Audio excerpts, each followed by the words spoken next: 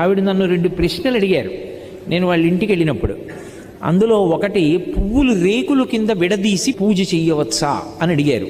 మంచి ప్రశ్న, అందుకు నేను ప్రస్తావిస్తున్నాను. బాగా జ్ఞాపకం పెట్టుకోండి, పువ్వు అంటే లక్ష్మి, పువ్వు అంటే జ్ఞానం, సరస్వతి.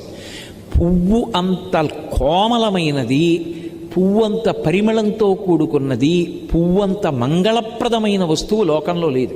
అందులో ఎర్రటి పువ్వు కానీ నేల మీద పడి ఉందనుకోండి, ఎవరైనా సరే దాన్ని తీసేయాలి ముందు, అది కింద ఉండకూడదు. ఎందుకో తెలుసా?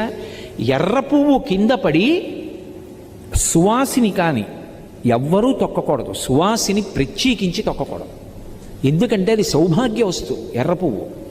అందుకని వెనక ఎవరైనా తొక్కుతారేమోనని వెంటనే తీసేసి ఏ చెట్టు మొదట్లోనో పెట్టేయాలి. అంత పరమ పవిత్రమైనటువంటి పువ్వులు పూజ చేయడానికి నీ దగ్గర సరిపోయినన్ని లేకపోతే